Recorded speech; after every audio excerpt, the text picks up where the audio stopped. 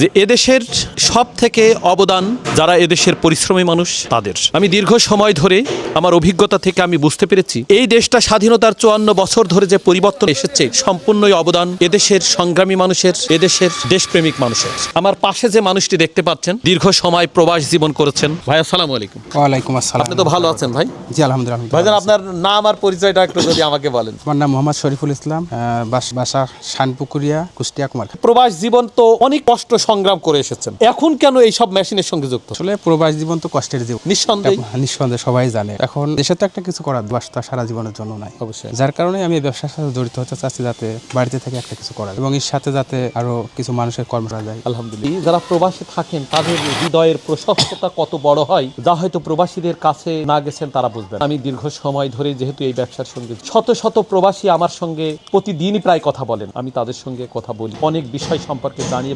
ভাই আপনি কি কি মেশিন গ্রহণ করলেন? এখানে ফিড তৈরি মেশিন, রাইস মিল, গ্রাইন্ডার, সকল প্রকার মশলা সেট করার পরে মানে আগামীতে তেলে মেশিন। আপনার সামাজিক পরিবর্তন নিয়ে চিন্তা আছে?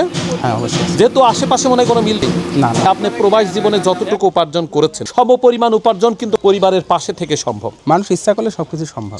আমার কাছে এসে আপনার কেমন লাগছে? না, ভালো লাগছে। জীবন যুদ্ধে টিকে থাকবার জন্য যুদ্ধের ময়দানে থাকতে হয়, তার সংসার জীবনে বেঁচে থাকবার প্রয়োজনে অনেক কর্ম করতে হয়। ভাই তার ব্যবসায়িক মানসিকতা নিয়ে সামাজিক পরিবর্তন সেটা আনতে পারবে এবং অর্থনৈতিকভাবে ভালো থাকতে পারবে এমন প্রত্যাশা নিয়ে যেহেতু ভাই শুরু করেছেন, ভাইয়ের মতো মানুষ যে সমাজে আছে সেই সমাজের পরিবর্তন হবে। এই সব মানুষের দ্বারা হলে সমাজের পরিবর্তন হয়, সমাজের পরিবর্তনের কারণেই একটা দেশের পরিবর্তন হয়। এই সব মানুষ যে সমাজে বসবাস করছে সেই সমাজের যে পরিবর্তন আসবে এটা নিশ্চিন্তাই আমি বলতে পারি। সম্মানিত দর্শক বন্ধুগণ, আজ এই পর্যন্তই, দেখা হবে অন্য কোনো ভিডিওতে। আসসালামু আলাইকুম ওয়া রাহমাতুল্লাহি ওয়া বারাকাতুহু।